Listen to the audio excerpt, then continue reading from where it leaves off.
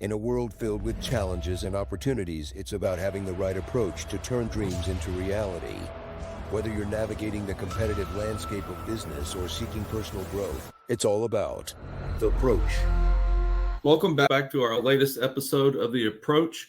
This goes back to when I worked in military intelligence, and our success and failure depended on taking the right approach. On this show, we discuss aspects of leadership and problem solving and the approaches that have made our guests successful. My guest today is Dr. Chris Shiflett, the retired Navy SEAL and the driving force behind Trident Elite Healthcare here in Texas, where he combines his experience in the military with his passion for chiropractic care, functional medicine, regenerative medicine, and neurofeedback therapy.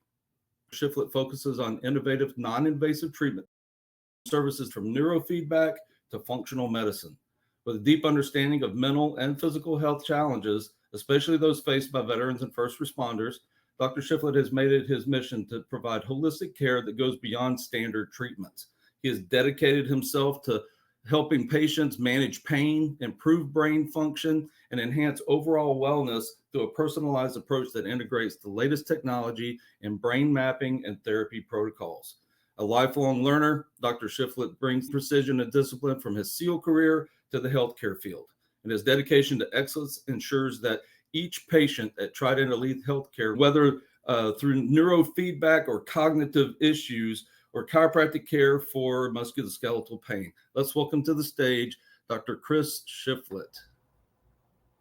Thank you for having me. Life's good, right? There's always challenges that we're facing daily, but I can't complain too much. Life has been pretty good. I've been blessed mostly because of the people around me, but I like to think I'm a central piece in that too. Tell us a little bit more about who you are, where you're from, your background. We talked about being a SEAL, so I'm sure that's going to intrigue a lot of the audience there, and then take us from there. Sure. I grew up in a small town in Virginia, didn't come from much, but didn't have a hard childhood either. I was instilled to work hard and strive to reach goals. Growing up, I was involved in sports. I was an outdoor person, hunting, fishing, active. Played sports throughout high school. And once I got to the end, we won a state championship for football as a captain of the football team. And I played fullback and linebacker, but I was a 150-pound fullback and linebacker for a single-A school. Yeah. So I knew my career was over. I've put on some more weight since then. At that point, it was like, well, what are you going to do with the rest of your life? I hadn't really thought about it, but my best friend was going into the Marines. I enjoyed the camaraderie of the group that I was with, especially my senior year. In the sports and the sports aspect, like what that teaches you to be a team. I knew I wanted to be a part of something like that. So I figured I'll join. Unfortunately, I didn't go into the Marines because when it came time to pick my job, they did not have a job that I was looking to do, which at the time was working on computers. I left the recruiter's office and I went to the Navy recruiter to see what they had. And they had a little SEAL poster in the back with a guy dressed up like Commando and Predator and those sorts of movies. So I pointed at the poster and I said, what do those guys do?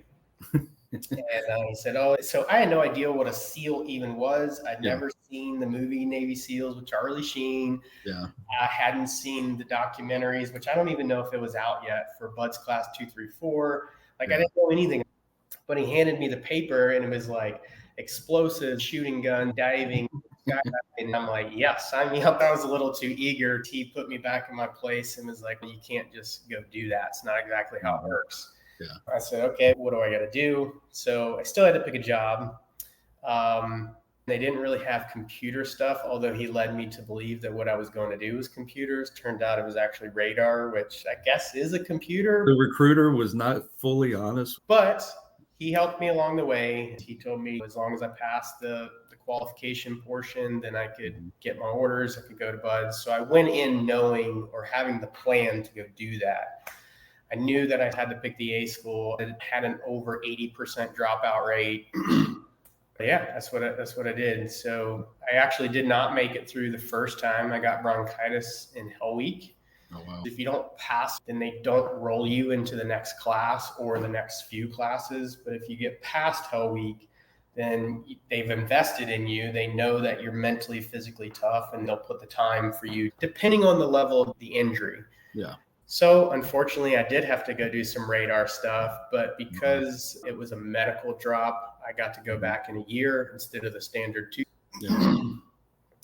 And made it through the second time. I was a little bit more aware of my health going through the second time, spent more time actually resting and doing the things that I need to do. So made it through the second time, went through that whole pipeline has completely changed. Back in the day, when you would graduate buds, you would go off to jump school at Fort Benning. You would get your static line jump qualification. Then you would come back and do your SEAL qualification training, which was an additional 3 months on top of that. And then you would finally get your bird and start picking your orders to your first team. They've streamlined that process now, which I think is good. When they come out, they get free fall right in San Diego. The pipeline is much more streamlined. You can get to your team a lot faster. But got my orders to team 2. Spent most of my time there, deployed Afghanistan, Colombia, Kuwait, just around a couple different places. But those were the big, like, full-blown deployment type things. I left there. I did a little bit of training, mobility training, and then I went into teaching at the schools, picked shore duty orders because we were trying to get pregnant again. My wife and I were going through that process, so I was going to take a little break. Went over to shore duty, was teaching static line jump master, Hearst master, a lot of air stuff. In 2013, after 12 years of being on active service, my wife passed away, delivering the second child that we had been planning for. She passed away of an amniotic fluid embolism, which going into that, I knew what embolisms were. I was familiar with those from diving, but I had no idea that was possible with amniotic fluid. It makes sense now, but I wasn't aware at the time. And it's not something that they talk about going into have a baby. They talk about bleeding out and like those kind of complications. They don't talk about an AFE, what that is, how they manage that, any of that stuff. So I've come to realize how that process works a little bit. It's extremely rare, 1 in 40,000, but it's almost always a death sentence. So that kind of forced my hand in 2013. My plan was to go back and start deploying again. But that made my decision easy. I wasn't going to risk that. I had a 5-year-old daughter and a newborn. And I wasn't going to risk not coming back, even though that's a risk in everyday life. It's a greater risk doing what we did overseas. I went into the reserves, spent 2 years in the reserves before I got my phone call that they were going to kick me out because of medical disability. Fortunately, I was over the 15-year mark and got the option to medically retire after 16 years of service. So medically retired in 2017. And again, I was only 35 years old. What am I going to do with life now? Because I didn't really plan for this to happen. But I'd been a chiropractic patient since 2010. I had a really bad skydiving injury, actually fractured L4 transverse process. Luckily for me, it didn't shift. When we found it on the x-ray, it was starting to heal and didn't cause major damage other than persistent back pain. Multiple disc herniations. I was not even 30 years old. I had disc herniations from cervical spine into thoracic spine, which is pretty rare, even down into the lumbar spine. I was already diagnosed with degenerative disc disease by age 30. But I got into chiropractic because the steroid injections, the ibuprofen, it just wasn't cutting it anymore. And so I decided to try something else and found chiropractic and believed in it, and it helped. That was probably the most important thing, is it actually helped. When I got out in 2017, I knew I was probably going to go into the medical arena. I did fumble around for a while, wasn't really sure. I went to FBI screening because they have a pipeline, the hostage rescue team for SEALs, because of how closely integrating the training and all that is. But unfortunately, you can't be more than 30% disabled. So that screened me out. I was going into the medical field, originally a nursing program, maybe end up getting my nurse practitioner and work in an ER and deal with trauma. That's what I thought I was going to do. Yeah. A buddy of mine in Dallas owns a clinic. He said, why don't you come out? We'll talk about different pathways and then maybe check out Parker, it's local, and see if that's something you want to do. Yeah. I put the two programs side by side, and in my mind, I was like, okay, it's going to take me 5 years to be a nurse practitioner, or 3 years and some change to be a doctor. So immediately I was like, this makes more sense. But when I started the program at Parker, I realized I am not doing this in 3 years and 4 months. I did a reduced schedule. It took me about 4 years, but I think I got more out of it that way. I didn't realize how much driving was involved. I live in McClendon, Chisholm, East Dallas. There's no good way to get to Parker. I live north of Dallas. All I have is 35. It's always a nightmare.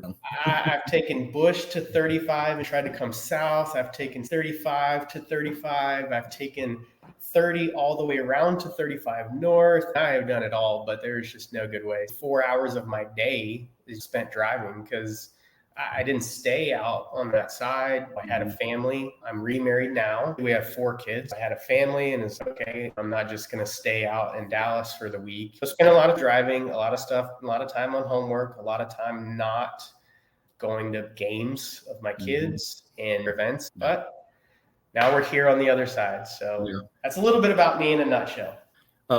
If we can, I want to touch on a couple things you touched on. Could you share a little about, because I met you when you were actually in chiropractic school. That's when you and I met the first time. And we didn't really, we got to talk a little bit at that time, but we really didn't have a lot of time to get to know each other. Absolutely. Could you touch a little bit on like your experience in Afghanistan? What was your job that what you can share with that? Talk about the leadership structure. Because is it different when it's stateside versus when you're deployed as far as the way the leadership structure is handled, or is it the same? Talk about that a little bit.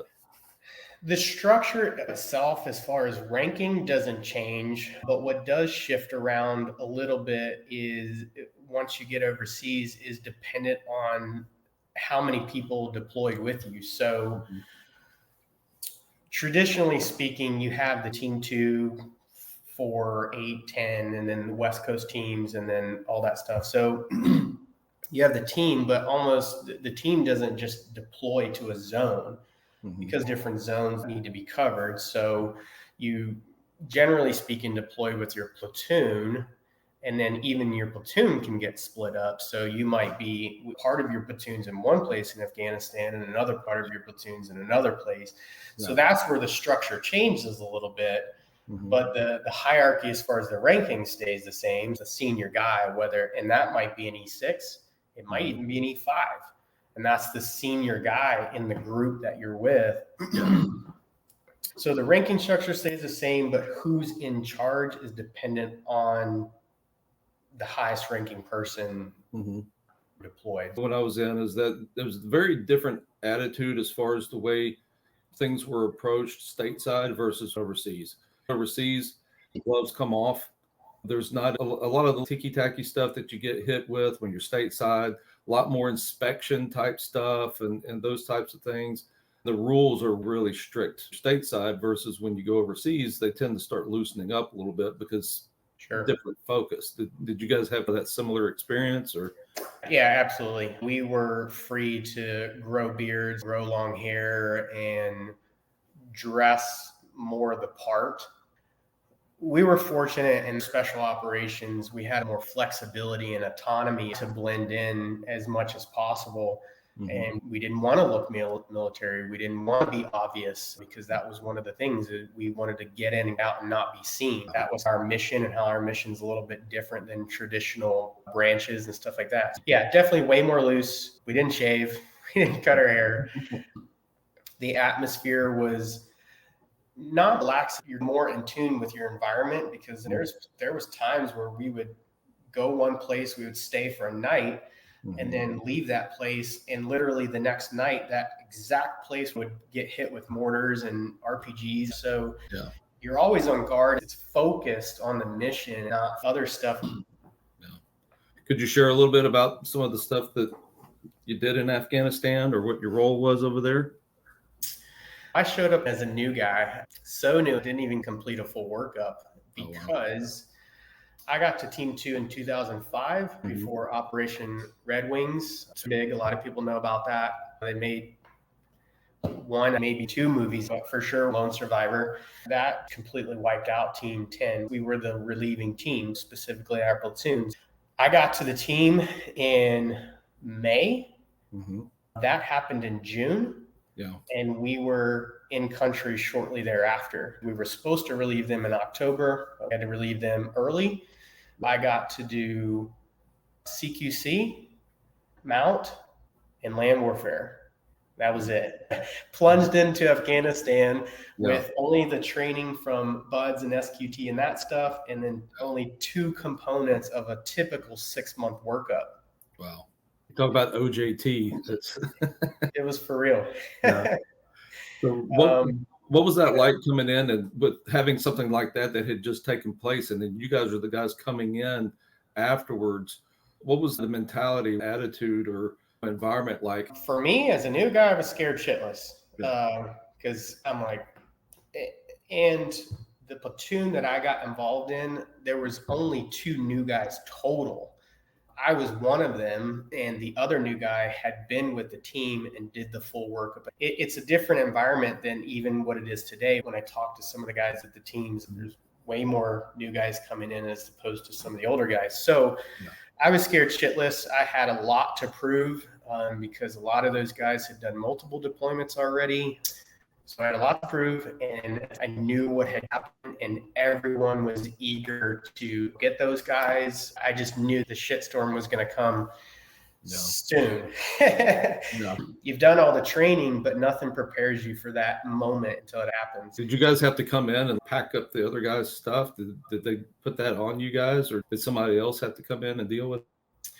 No, they fortunately, again, because we have a little bit bigger budget and we just have more assets, we have people because once we come in, some of those guys are your friends and there's no time to be upset. You have a job to do. Unfortunately, you have to learn to compartmentalize. If you don't, then you're risking your life, you're risking the life of those guys around you and that sort of thing. No, they had people take care of that stuff. That's crazy. I saw an interview recently. I don't want to mention the guy's name because he does have a little bit of controversy attached to his name, but he was one of the commanders that came in the day after all that happened. People's coffee cups still sitting there, and it was just like they had just got nothing left, and then that's it. And so he said it was a very surreal moment to deal with. Fast forward a little bit, because we talk about mind shift. You want to talk, one of the things that I focus on in my consulting, that I do resiliency leadership. And so it's always about your mindset and that resilient mindset. So you had already proven yourself, gone through having to go through BUDS, then having to go back through it again, bounce back from that, multiple deployments. And then what happened with your wife? What was the mental shift you had to make there? Oh, that one's tough. That was the most mentally broken down I've ever had to be and overcome to this point. Even BUDS, as mentally demanding as it is and physically demanding as it is, losing your wife, your buddy, my first swim buddy, because she was very supportive, never gave me grief about the career choice that I made, and being able to manage life back home without your significant other while I was away. I can't even imagine the mental fortitude that wives or husbands or that those people have to deal with while we're gone deployed, living out our career. And then on top of that, not just losing her, but in the way that I lost her, because it was a happy day. We were going in to deliver a baby, and you go into the hospital and you don't come back out with your wife. That is just, it's almost unconceivable in the today's society. You think that we have it all figured out for the most part, and you could quickly learn life can take a turn in a matter of moments. So overcoming that was difficult. So that piece in and of itself. But then I also had to make a career decision in the same frame of mind, which Yeah. like, how can you do that? How can you think about all the things that have to happen? Yeah. You have a newborn baby. I had a 5-year-old as well. How do I take care of these people? How do I take care of myself? Because I'm mentally struggling. Yeah. How do I make a career decision? There's just so many things happening. I lost my wife. I lost my career. And I ended up eventually moving away from that area. So I left my lifestyle all in 1 year. And to say that I was just that mentally tough to get through it is an overstatement, because I really wasn't. Unfortunately for me, I had a huge support system in the teams. And that was one of the things why I went to join the teams, because I knew that they were a small elite group of people. Yeah. And then more so once I got into it, I realized how much of a family it was. So when she passed away, luckily I was in a position where they were like, hey, just don't even come in. Don't come in, go work out, go take care of yourself. They brought in a nanny. So a nanny was helping to take care of the kids while I would spend 4 hours in the gym, because it was the only thing I could do to just try to keep my mind off of it. So I would do that. And then they had people on a constant rotation, just bringing food to the house. So I almost didn't have to think about food. So some of my very basic needs and the basic needs of the kids were taken care of. I had good friends. They did like a drive to collect things like baby wipes and diapers and things like that. So it took a huge weight off my shoulders, which again, I can't imagine somebody experiencing that didn't have the level of support that I did. I had a lot of support. So that made it easier to get through. Yeah. I still struggled with depression and all that for a while. So I had to navigate those waters, because I never really knew what that felt like before. Yeah. So I had to navigate that stuff. And ultimately I did, for the sake of my kids. Like I said, the whole reason I left what I was doing in the first place was to be available to them. So to give into the depression, to sink into the black abyss, as you say, as I see some people do, I could have done that, but I managed not to, because I had 2 little people that were depending on me to not do that. Yeah. Because that's one of the questions I had was, what kind of support did you have? Did you have family that came in to help out at all? But you think about it from a military standpoint, that's really what you expect, is everybody to start stepping up. You're their brother, and it's almost an expectation that you would get that level of support. So it may not be some of the regular line units, those types of things. They're probably not as close and cohesive as maybe the teams are, because of the amount of time, but that you all spend together in every waking thing. But leadership, let's talk a little bit about the leadership that took place for them to be able to lend you that kind of support. Because if you think about, if we're talking about something like that happening in corporate America, then there's a lot of instances where people are like, hey, you need to make a decision. You either get back to work, or they want to put a time limit on your grieving process and that type of stuff. Could you talk a little bit about what that command mindset was and the approach that they took to lend you that support, and how they approached that with you? Right. Obviously, because of what I was involved in, losing people was no stranger to the teams. It's not normal. The wife in this case is the one that passes away suddenly, but they had procedures. They were familiar with how to handle it. They have what's called ombudsman, which that's a whole support system that immediately, when something like this happens, it's triggered. So I would notify a friend, or in this case, we were at a military hospital. So the command is already notified. So that process starts immediately. Yeah. To the point where there's people, before I'm even leaving the hospital, there's people coming to the hospital. That's how fast that takes place. So they already have that system in place. And at the same time, from the leadership perspective, they understand the value of the individuals, and the individuals collectively are what make us successful. So if a piece of that chain, we're only as valuable and as good as the weakest link in the chain, as the saying goes. Yeah. And so they want to do everything they can to support that situation to get you back online so that they can be 100%, especially given the level of focus that we needed to have to do what we do. Yeah. Now, did you know your wife before you went in the military, or did y'all meet after you had been in? I did. Actually, she was my high school sweetheart. Yeah, I went to boot camp and we were dating. We got engaged, I don't know, shortly after I graduated. So I graduated in early 2002. Actually, I was we were just talking about this because 9/11, anniversary of 9/11 just happened. Yep. And people are talking about where were you on that day? And so my youngest, who was the newborn, she asked me, she goes, Dad, where were you at on 9/11? I said, sitting in boot camp, getting ready to go to war. But yeah, I'll never forget that day because I was in boot camp, but I was there for a medical screening, just a normal medical screening.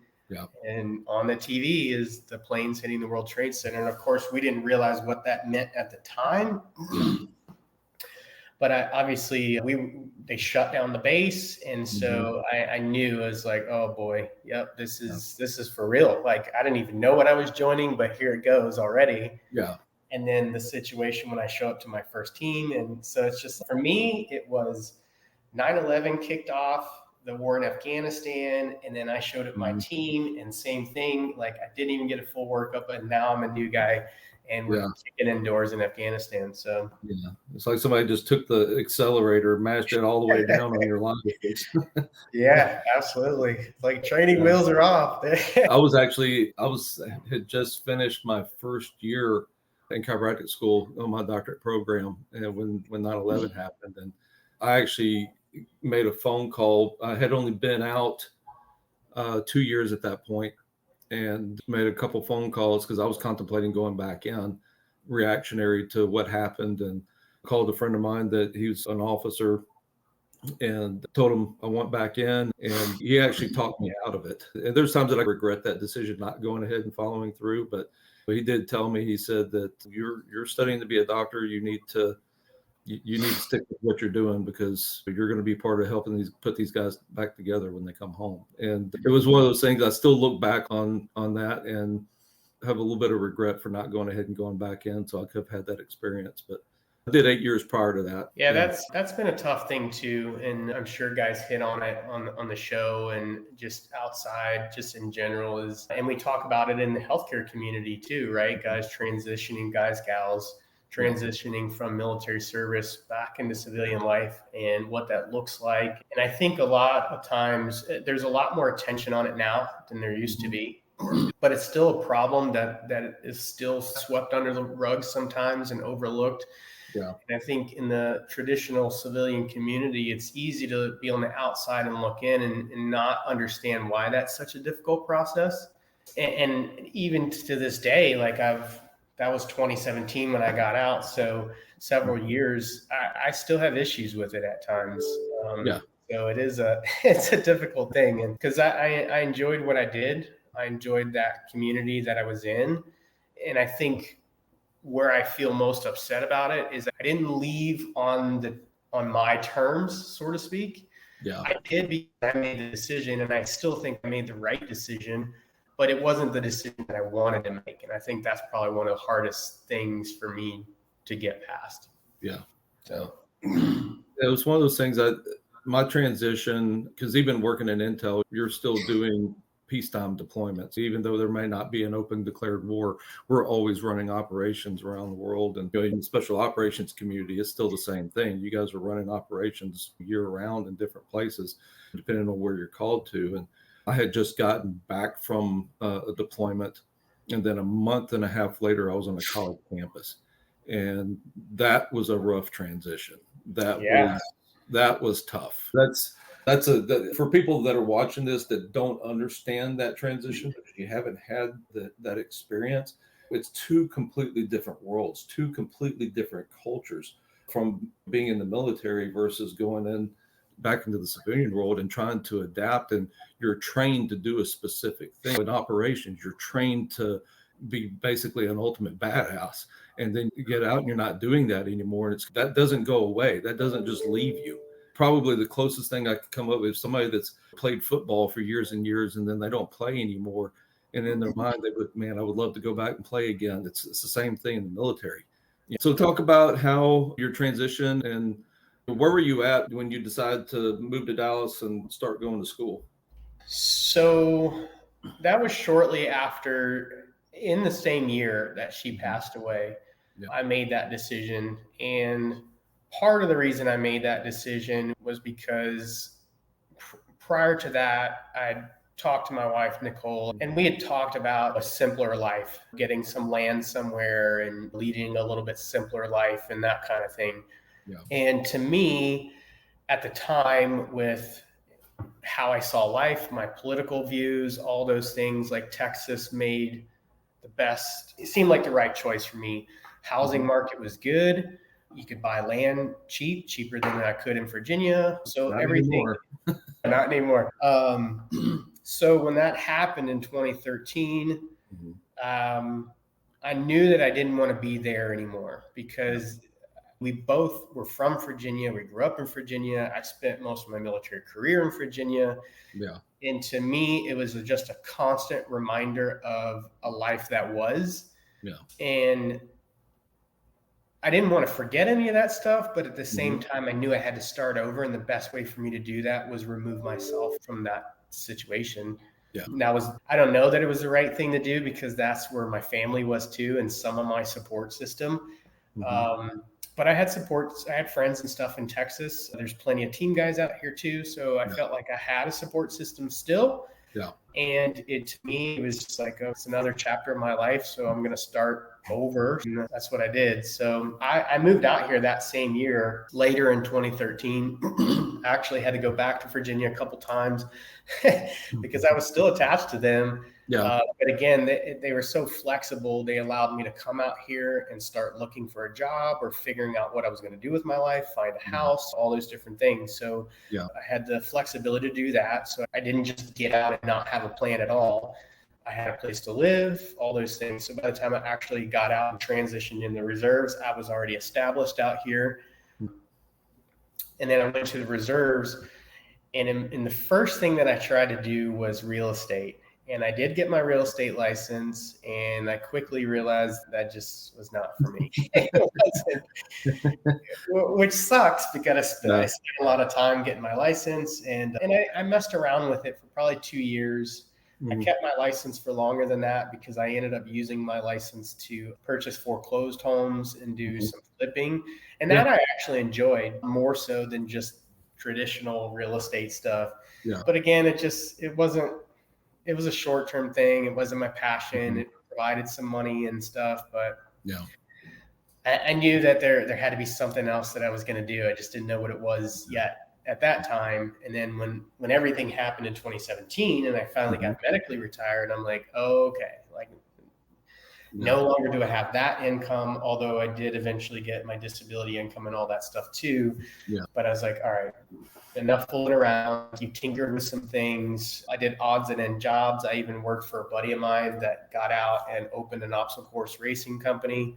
But again, that was traveling all over the country. And I'm like, I got out so I didn't have to travel that much. So I did that for 1 year. And I was like, okay, I can't just keep doing all these odds and end things. Like, that's not a life. So that's when I made a decision to go back to school. And that's how I ended up back at Parker. Yeah. So did you have to go back and pick up some undergrad stuff to get your qualifications, or did you already have some college under your belt? No, I had some college under my belt, actually. So I got my associates and my bachelor's while I was in the military. Oh, okay.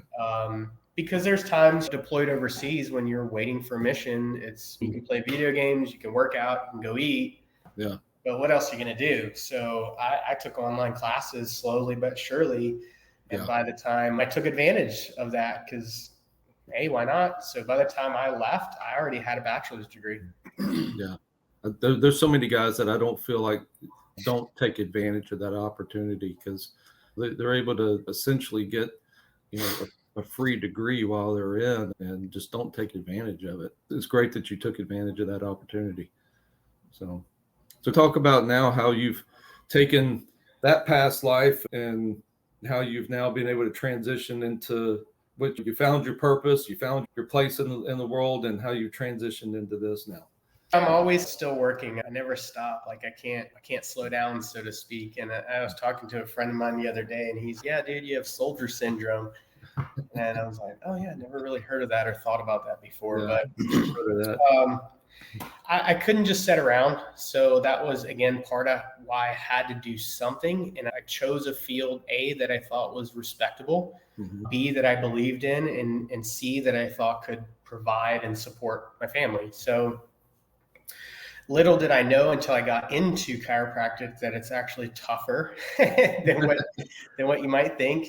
But I just keep hard charging forward. So I knew, not 100%, but fairly certain going through school, that I was going to end up owning my own business and doing things how I wanted to do them. Yeah. When I left the military, I was an E7, so I was in charge of people. I was already in a leadership position. Prior to that, I was in a leadership position as an LPO on deployment, the only E6 on deployment. Yeah. So I knew how to be a leader. I knew how to teach as well, because I left doing that too. And with some of those skill sets combined with just my perseverance of mental fortitude and toughness and all that sort of stuff, that I knew that or at least I felt confident that I could make it work, and that I wouldn't become another statistic, unfortunately, which happens a lot in our field. Yeah. In school, knowing that was likely the path I was going to take, I established an LLC.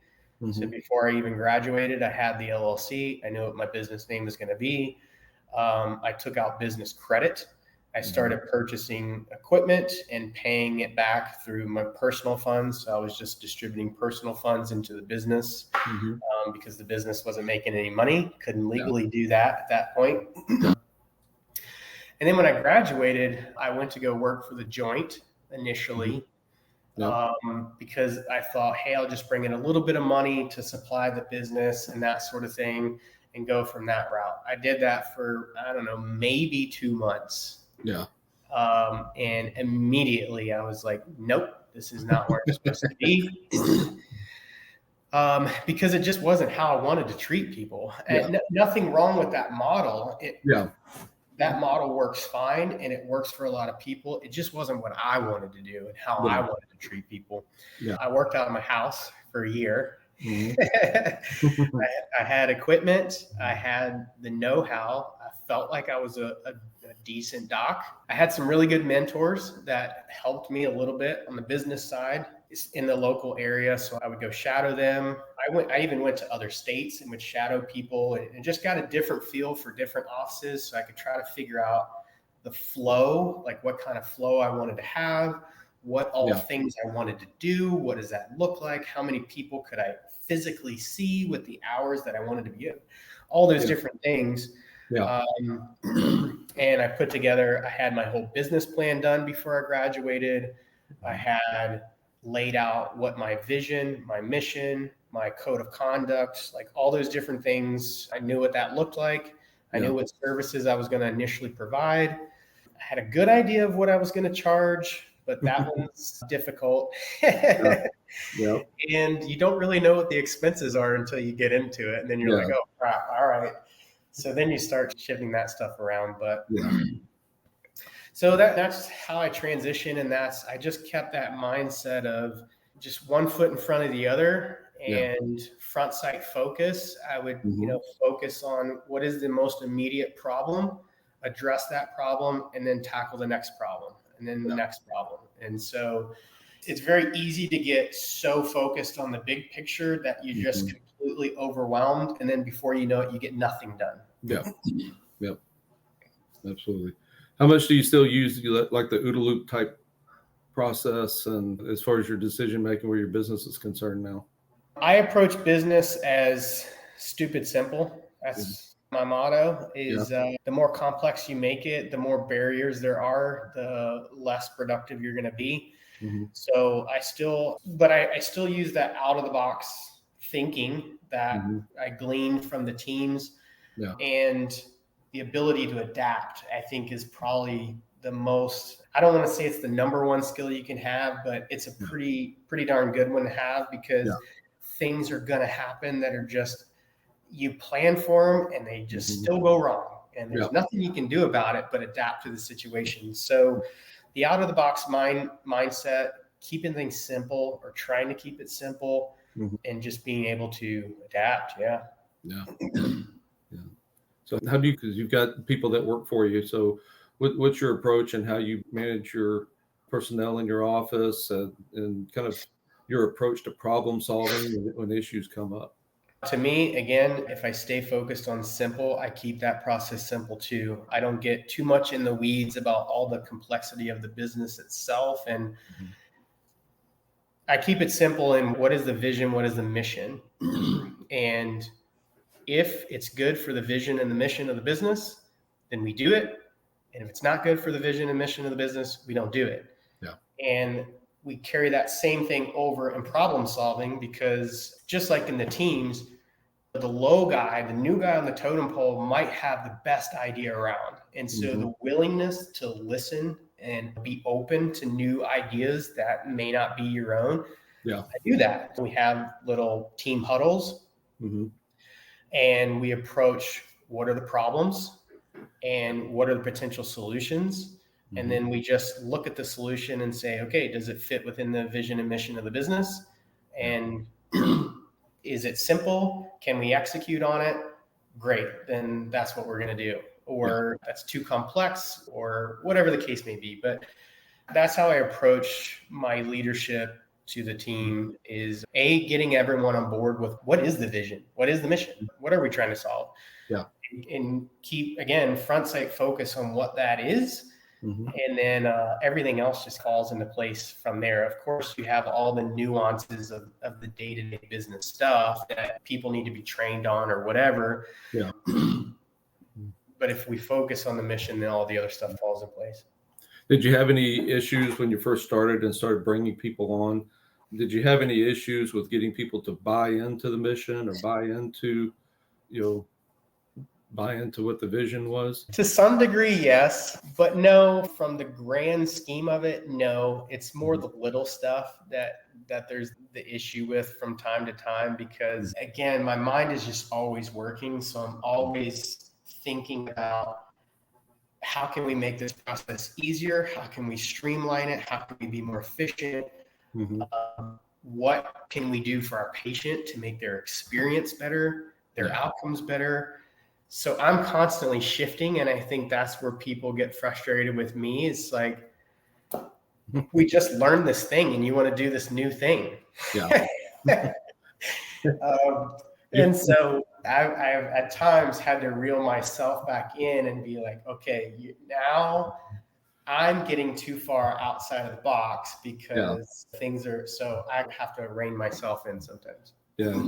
And so when I first started, my wife was my office manager, and she always hated when I went to a conference because I would hear something or I would learn something. And then this was like early on in practice, I would come back and I'm like, all right, we're changing everything. And she would get so mad at me.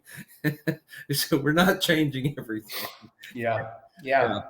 Same situation. And actually right now we're just down to me and my wife, because the staff that we had, her husband works for the Federal Bureau of Prisons and he got relocated. So they moved. So we've been down a person, and that's okay. We're looking to actually hire on a doc soon anyway, because I'm trying to transition myself out of so much of the doing in the business and trying to just be the leader of the business, work on the business. And focus on some of my true passions within the business, which is brain health and more complex issues. Not that the other stuff isn't important, the simple brain strains and all those things matter, especially to the people that we treat. But I want to get away from that being my focus and allow someone else who's just stepping in to take that focus. But my wife does the same thing. And she goes, every time you talk to somebody or every time you want to change something. And I said, no. I said, the vision and the mission is still the same, but how we approach that might change. May have to do a little bit of operational adjustment. So then I just go back to our thing and I say, remember right here, it says be adaptable. That's one of the things that I focus on when I do my talks, and I go in and I talk to businesses. And one of the things that I do is I go in and I assess business operations, and that's one of the things that I look for and I assess for is what is the level of adaptability that they have within their team, within their office altogether, and then as individuals, because you have to be adaptable. Everything's changing. You can't run a business the same way as you did 20 years ago. Everything is completely different now. Yeah, there's things that I do not want to do. I'm not a social media guru. I've always kept my life somewhat private. I just believed in that team mentality of you're the quiet ninja, you keep under the radar and that sort of thing. And I've had to go out of my comfort zone and do videos and be on social media. And it's not my favorite thing in the world to do. I don't mind it now. Like I've learned, I've adapted to it. I've learned that it's just part of the process. And again, I mean, it's what needs to be done in order to complete the mission. So I've adapted to it. And at certain times even enjoyed it now once I got into the weeds of it a little bit. We still don't have that piece all figured out. And I think that's probably the one Achilles heel for a lot of chiropractors or even just healthcare in general these days, because of how much things shifted during COVID and all that stuff. And what's the good news that came out of that is I feel there are more people that are in tune with their body and their health, which is a great thing for our profession because that's what we believe in. I definitely can resonate with that because here I am doing an online show and I'm in my 50s at this point, and that definitely pushed me out of my box to have to learn how to operate social media, just tweaking in my consulting business and having to be an online presence. And I was the same mindset. I worked in Intel. So it was like, you don't talk about the job. It's rules of Fight Club. You don't talk about Fight Club. And it's the same thing. You don't talk about your service. And then I started watching a lot of guys that were coming back from deployments and sharing their experiences. And I know initially a lot of those guys were getting a little bit of flack for that because a lot of us were brought up in that generation of you don't talk about your deployment. You don't talk about what you experience. You don't talk about the difficulties of it. And I really think it's great that a lot of those guys did come back and start doing that because it has helped lend itself to helping a lot of other veterans being able to start knowing that it's okay to open up about those things. The mental health crisis among the veteran community is out of control. Yeah, it's way out of control, and it's gotten worse in the last few years. And I got to spend a little bit of time working in a traumatic brain injury clinic where we were primarily working with veterans and first responders and getting to talk with those guys. And it helped having a veteran in that office to be able to that could relate to them and be able to understand what they went through and what they're going through. And so that's awesome. And when we were reading your bio, it looks like you have branched out into that aspect of care as well. So you want to talk about that a little bit?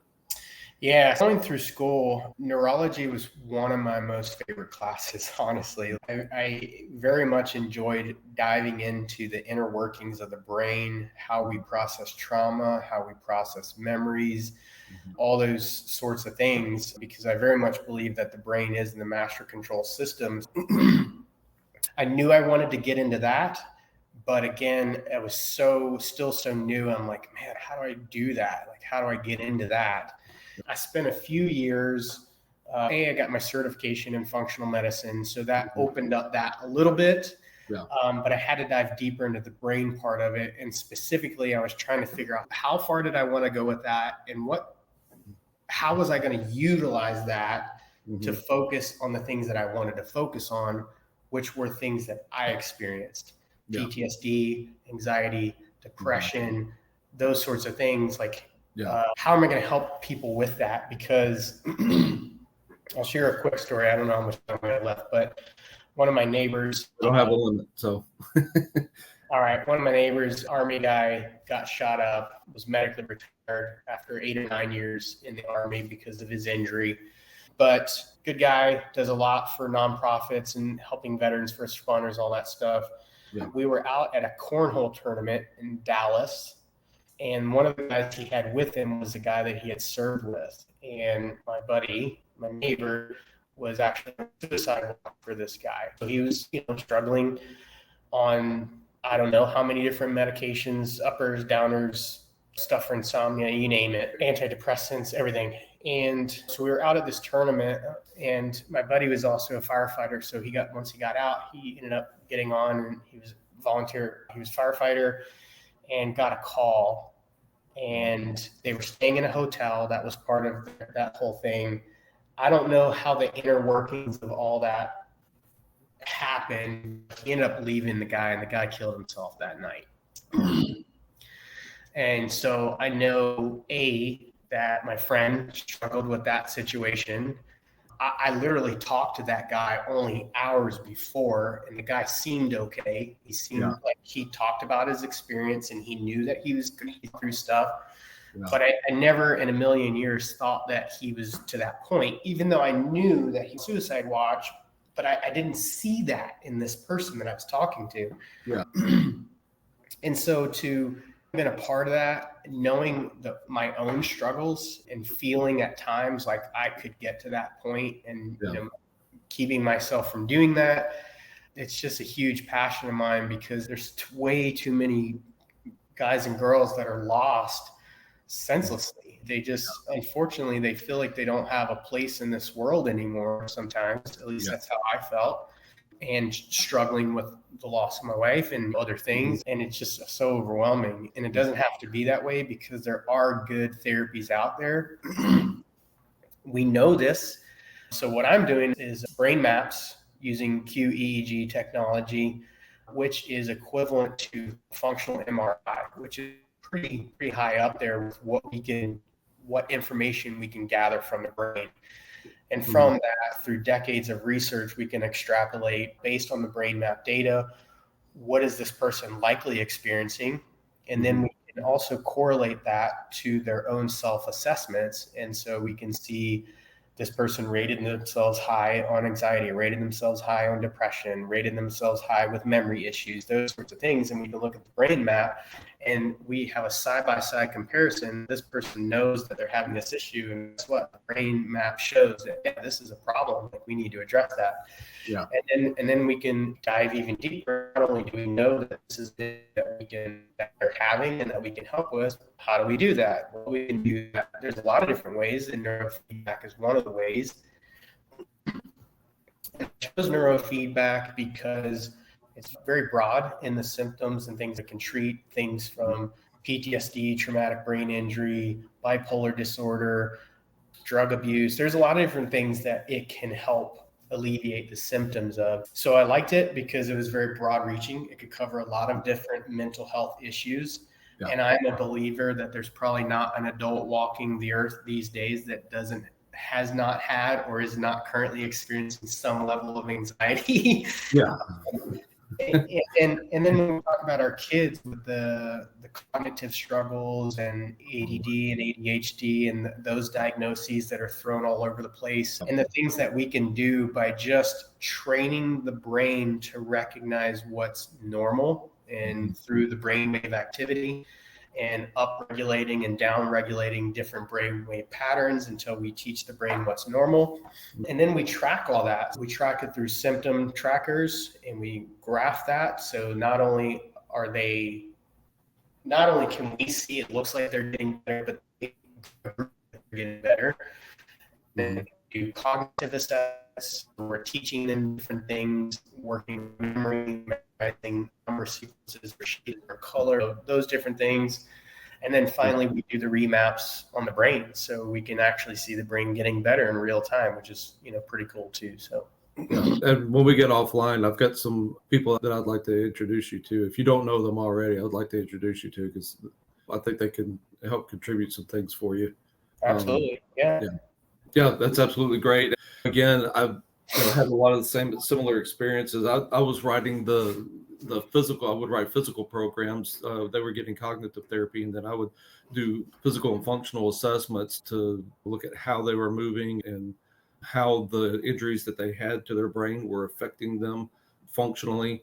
And then would write a program that was a bottom-up approach to helping them heal and recover.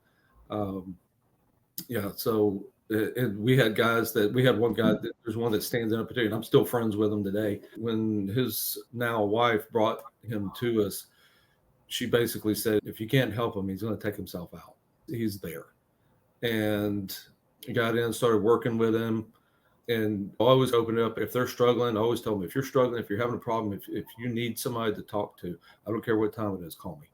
And I got a phone call one night, and he was severely struggling, and managed to talk him off the ledge. And just like a lot of the guys that are coming out of the military, he was not any fault of his own. He was addicted to pain meds. Yeah. And was struggling with that. And then a lot of veterans do, they turn to alcohol. They start doing that while they're in the service, and then they keep doing it after they get out. And fortunately, he managed to get to a really great facility down in San Antonio that specializes in working with prior special operators and helping recover. And man, it managed to completely turn his life around. Yeah, it was awesome to be able to see the process of being able to see one saved. Yeah, absolutely. And I want to bring up something that you mentioned about the alcohol, and because again, I think the problem for the longest time is why is that happening with the alcohol? Yeah. And I think it's easy to just assume that guys are drinking alcohol because we want to party and we're with our friends and we're just going to kick it kind of thing. Yeah. But after learning more about the brain and understanding the situations that we're put in, alcohol is a way to dampen that. Mm-hmm. And I think that is a process that has been overlooked and probably still is overlooked. Mm-hmm. And then once you learn how to self-medicate through alcohol, you continue to do it. Yeah. So it's not that easy to just say, hey, just don't do that anymore. Your brain will fix itself. No, it's not that simple. Yeah. Well, the thing with alcohol too is that it's not just a chemical, it's a physical dependency on it. And trying to break out of that is not just a simple matter of just quitting. For people that are really addicted to it, they've really got to have some medical intervention to be able to help with that. Yeah. Yeah. Chris, this has been absolutely great. And I really appreciate you coming on and sharing I didn't know how deep you wanted to go, but I appreciate the fact that you were willing to go that deep, because there's a lot of people that need to be able to hear that and be able to know that they're not alone and going through some of the stuff that they've gone through. And for some people, they think that their situation is bad, and then they hear what somebody else has gone through and go, oh yeah, my life's not that bad. Just quit whining.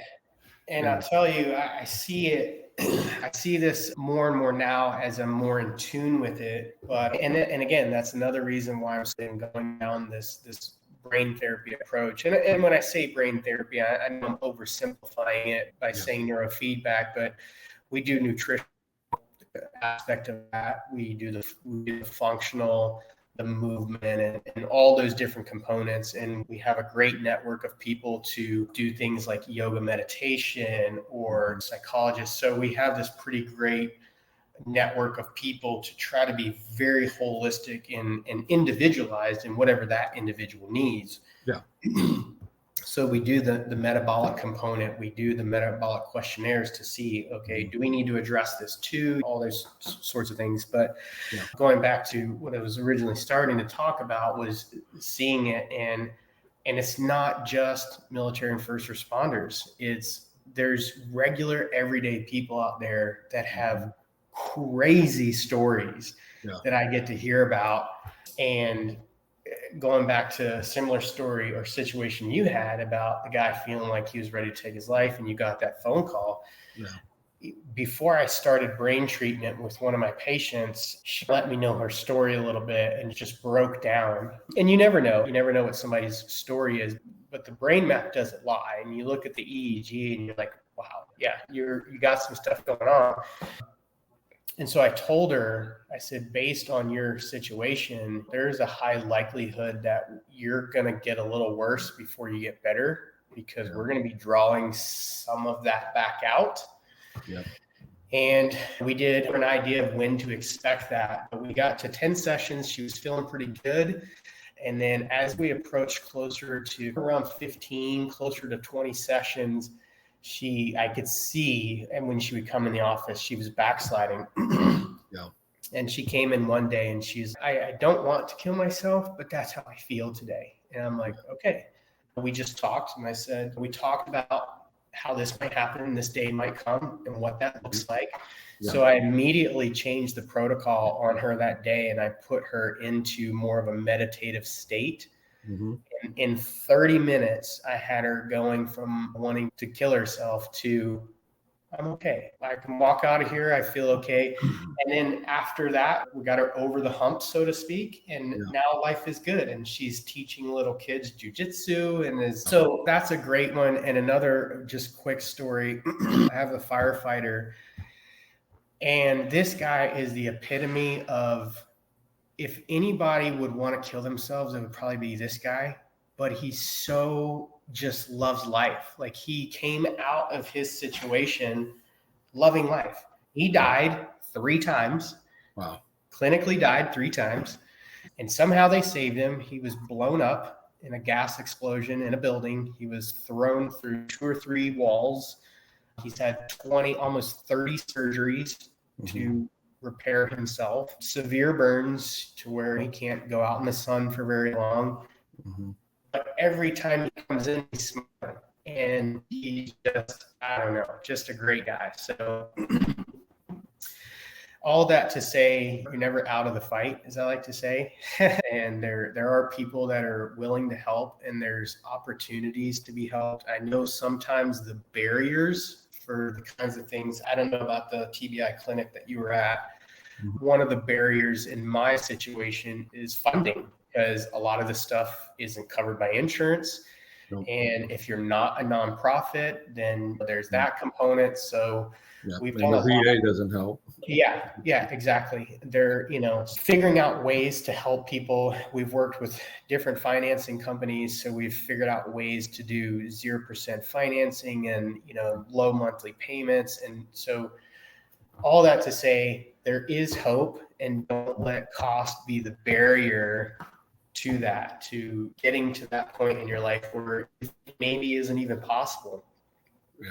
I didn't think I was going to be where I'm at today. And when everything happened to me, I honestly, I was a walking zombie.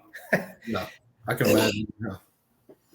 So, and I think that's one of the important keys too for a lot of folks, is especially people coming out of the military and high level performers, that they've had a mission and they knew what their purpose was.